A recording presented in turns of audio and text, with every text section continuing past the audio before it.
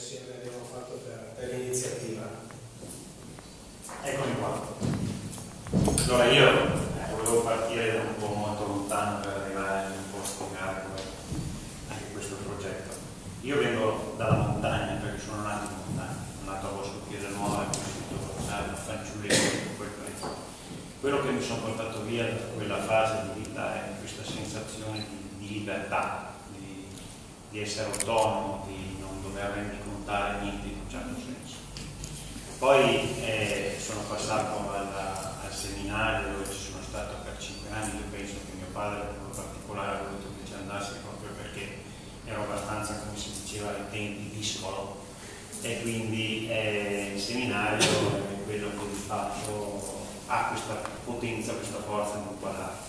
Ed è stato effettivamente un periodo molto importante, al di là che dopo la prima media non volevo più rientrarci, ma mio padre mi ha detto no, adesso hai cominciato lì, vai avanti lì, e quindi poi con la seconda media ho fatto il ribaltone dall'altra parte e questo poi mi ha portato anche avanti. Io ho avuto veramente una base, io ritengo molto importante, che tuttora mi serve. Lasciato poi, ho fatto il quarto ginnasio, ho lasciato il seminario perché sono passato all'agraria, sono ritornato in un certo senso alla mia libertà che mi ha portato fino a 20 anni, dove a un certo punto avevo anche un buon lavoro, avevo una macchina, avevo l'amorosa, tutto ciò che un giovane può avere, tanto che ero quasi stanco proprio di dire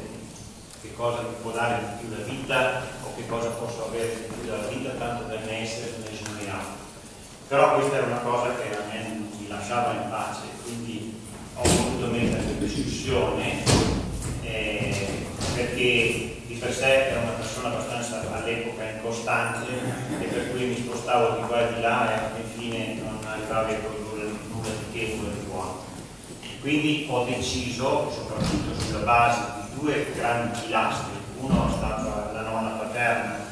che per me è stata più la mamma che la nonna, e donna di grande carisma e di grande religiosità, se vogliamo, però anche di grande imparatura, mamma di 8 figli, una mamma che pensate era tanto religiosa ma anche tanto precisa nelle sue cose, che la cosa che ha lasciato ai suoi figli è stata quella di dire: quando io muoio non voglio essere seppellita nel cimitero dove c'è seppellito mio marito. Quindi aveva accettato tutto, perché all'epoca era quando le famiglie decidevano chi sposava chi, però la morte ha detto no, voglio la mia libertà. E quindi i 2 grandi pilastri sono stati di fatto la nonna materna, la nonna paterna e poi il seminario. Su queste 2 basi ho voluto praticamente vedere se quanto mi hanno raccontato in 20 anni avesse di fatto qualcosa di solito, se erano quelle solite cose che ci si raccontano tanto per tenersi buoni. E per cui su questa base mi sono messo in provocazione, ho cominciato a dare a me stesso delle regole, ho cominciato a dare a me stesso una costanza, tanto che sono passato dall'essere una persona molto, molto incostante, molto bandiera al vento, diciamo, a una persona molto determinata e molto anche pretenziosa, sia nei confronti di me stesso che nei confronti con cui in un certo senso ho avuto a che fare e ho a che fare, perché la filosofia non è stata cambiata oggi. Sono di per sé una persona programmatrice, sono una persona calcolatrice, quindi devo avere, come si può, il più possibile tutto sotto controllo. Questo fa parte un po' del mio DNA e penso che sia anche quello che mi ha aiutato nel mio cammino, considerando che io sono partito da zero, da niente, dove mio padre a 20 anni mi ha detto: caro figlio, trovati un lavoro perché qua non c'è posto per te, e avevamo un'azienda agricola, e quindi ho dovuto farmi sulle maniche e andare altrove e via. Sta di fatto che dal mio essere così calcolatore, programmatore, ci sono talvolta nella vita delle situazioni in cui, dove tu fai una riflessione e dici: ho fatto tutto ciò che era possibile, ho dato tutto ciò che era possibile, ho cercato di fare del mio meglio, non riesco ad avere magari quel tipo di risposta, che vorrei avere quella chiarezza dell'intento e quindi in un certo senso ti affidi, ecco che c'è un passo dal mio punto di vista dove devi dire bene, io ho fatto tutto, di più non potevo fare, a questo punto lasciamo che faccia il fatto, lasciamo che faccia il destino, lasciamo che faccia il tempo. Ed è quello, per agganciarmi, che è successo con Kairos. Harlequin, che è il fratello maggiore, fatto sempre con lo stesso blend, è il primo nato dell'azienda. L'anno prossimo celebra 20 anni, quindi parto dal 1999, fatto quello che è stato dichiarato dalla stampa identica a Chateau Garage, quindi fatto in casa, in garage di casa, ufficiato a piedi, fermentato in bassi di cemento di piccola capacità, acido indigeno, temperature naturali e vino che poi anche si è coronato, è arrivato, dato che siamo un po' tutti del mestiere, che è arrivato a prendere più di qualche volta i 98 centesimi da Parker a qualcun altro, diciamo, che comunque mantenendoci sempre sopra i 93, 95, 96, 97, 98 centesimi. Cosa succede?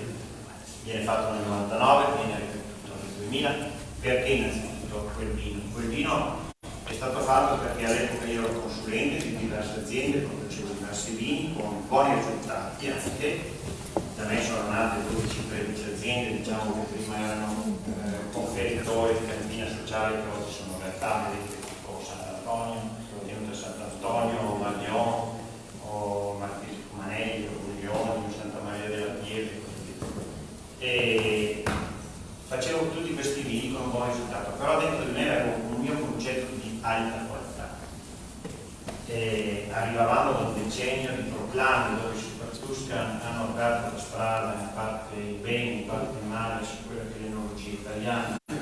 dove praticamente i Super Tuscan hanno fatto un po' chiacchierare in tutto il mondo e dove tutti e tutte le denominazioni hanno cercato anche di imitare, facendo talvolta anche dei danni enormi all'interno delle medesime denominazioni, come è successo anche nella Valpolicella, noi che abbiamo eliminato la Molinara. La Molinara l'abbiamo eliminata perché non dà colore, però la Molinara è perché dà il sale, e una minestra della stessa sale, onestamente non è che siamo qui, e questo vale anche per il vino. E sta di fatto che era il momento in cui dovevi comprare una bottiglia a 50.000 lire, il passaggio di mano diventava 100, poi ne diventava 150, poi ne diventava 300. E quindi io ho detto voglio fare un vino dove ci metto dentro tutta la mia esperienza, la mia capacità, la mia sensibilità, e la domanda è stata quella di dire che vino faccio. Il fatto di ripetere una Amarone o un taglio portoghese piuttosto che un altro mi sembrava una cosa ripetitiva, limitata anche se vogliamo.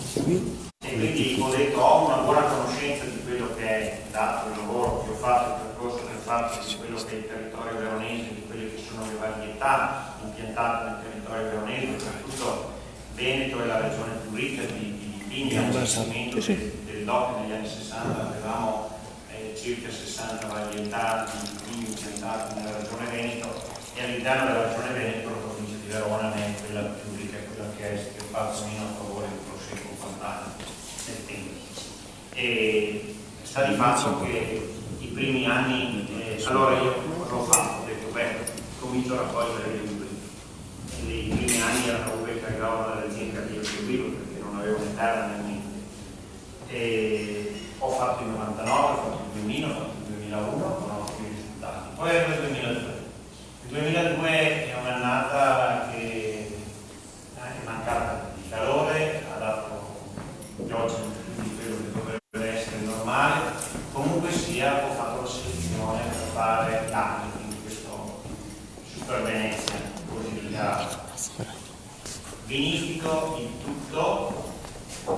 Poi allora avevo anche un paio di colleghi, faccio mettere in barrique, dopo qualche giorno che metto in barrique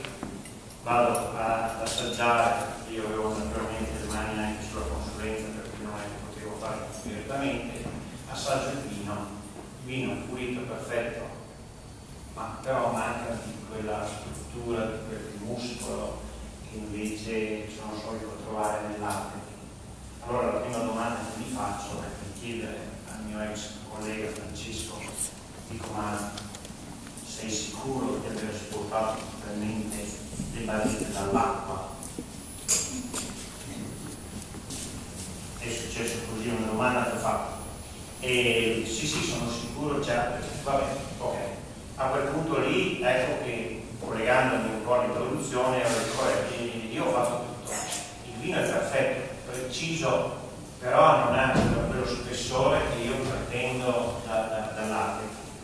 Va bene, ho detto intanto lasciamo e poi vediamo da farsi. Le strade da fare erano tre: o vendere all'ingrosso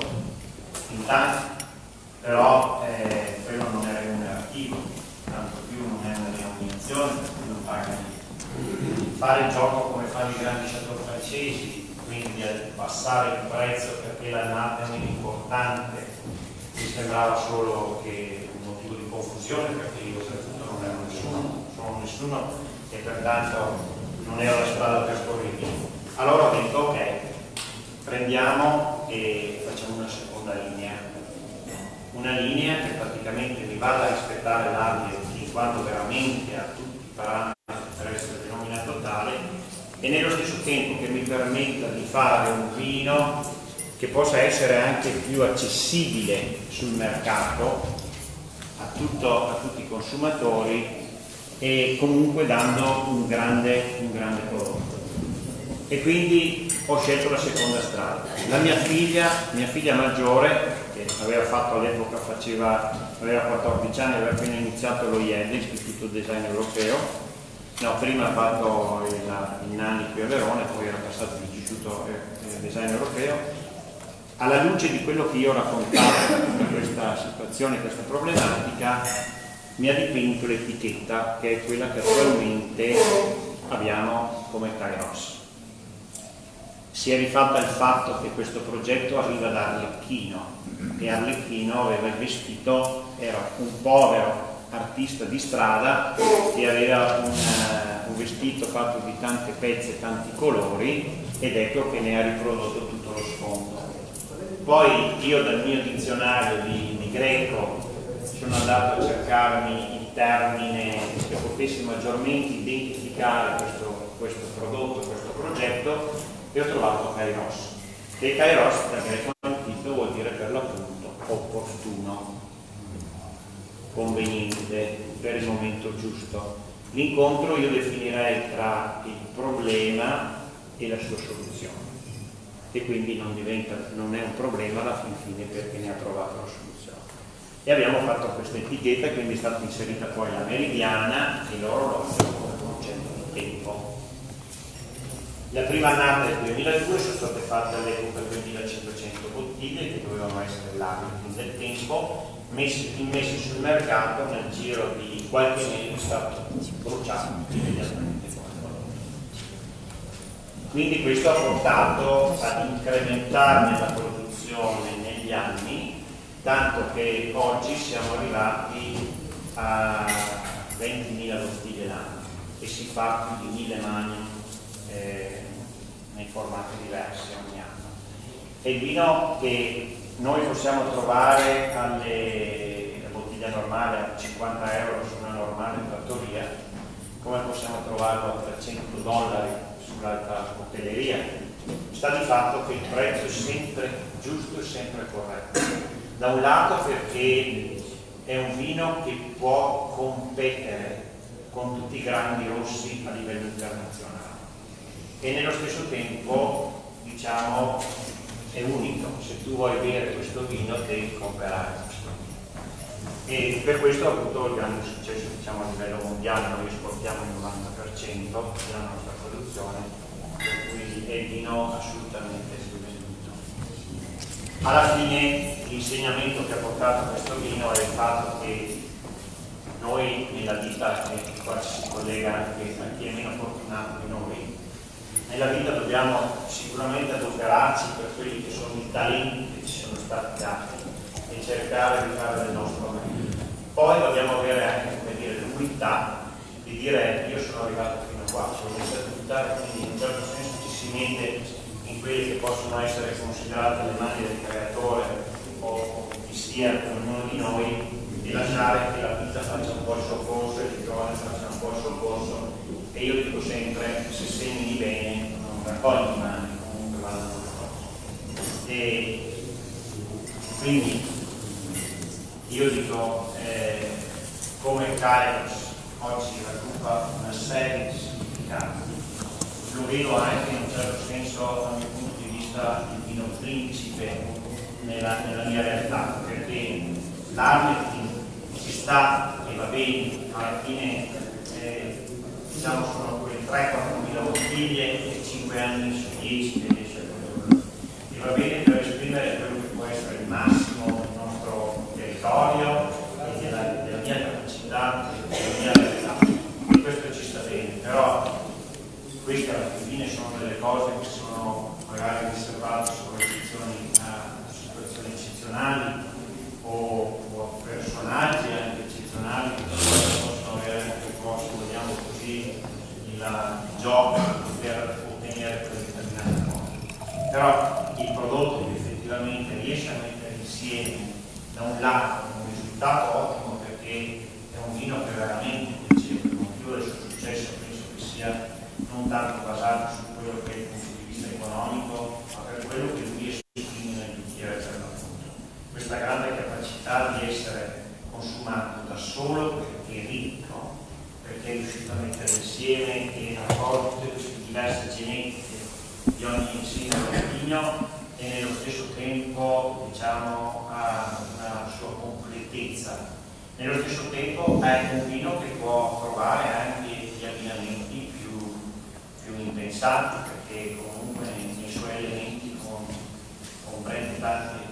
di fattori, che può essere la spezia, come può essere il frutto, la marmellata o quant'altro, che effettivamente uno deve proprio si può utilizzare nella combinazione con il cibo. E quindi a me piace che alla fine questo prodotto abbia potuto anche ho abbracciato subito la proposta, perché se da una parte io che sono partito da niente sono riuscito a fare la strada che ho fatto e da parte mia ci ho messo un mio volontario, ci ho messo altri, tutto il resto poi è venuto da solo, così penso anche che bisogna essere sensibili diciamo verso gli altri, in modo particolare con chi è meno fortunato, perché io sono convinto che nella mia strada tante persone mi hanno aiutato e magari non ne conosco volto, e così penso che bisogna averne anche la sensibilità verso chi è fortunato nel dare quelle possibilità in più, insomma, per avere un amore anche per la propria vita. E questo è il motivo per cui ho abbracciato insomma questo progetto. Detto questo, poi non mi dilungo sulla mia azienda, perché la mia azienda bene o male conoscete, siamo una realtà media, una realtà che lavora su 30 ettari di vigneto, oggi come oggi, parte di proprietà, parte in formule diverse, operiamo su 70 km di territorio, perché appunto perché sono partito da niente, non è che ho ereditato la proprietà del Marchese o del Conte o del grande latifondista. Ho cercato di volta in volta di mettere insieme, di prendere quello che mi sembrava più idoneo in quel momento, e questo è il motivo per cui abbiamo tutto questo frazionamento, ma che da un lato è molto più costoso, ma dall'altro lato è anche molto più vantaggioso, perché sei comunque sempre protetto di fronte a quelle che sono per volte le avversità atmosferiche, perché il classifica da una parte con delle altre, e nello stesso tempo anche alla fine porti nel bicchiere tutta quella che è la potenzialità del terreno unito alla genetica della pianta, quello che è il microclima diciamo locale di particelle e particelle. Abbiamo una produzione di circa 120.000 bottiglie l'anno, divisa su una gamma molto vasta di prodotto, ma è vasta, ma non ripetibile ogni anno. Questo è il motivo per cui ci sono anche diverse etichette, e ci sono il vino semplice che può essere per la tavola di tutti i giorni come vino ricercato nel caso in cui si voglia celebrare qualche cosa di particolare, per cui non ho mai fatto differenza sul fatto che uno possa essere l'operaio o che l'altro possa essere il padrone. Ritengo che alla fine attuali e pertanto anche dobbiamo cercare di metterci il più impegno nel fare il video più semplice e il più importante, appunto per dare a ognuno l'opportunità di quello che abbiamo fatto. Bene, grazie.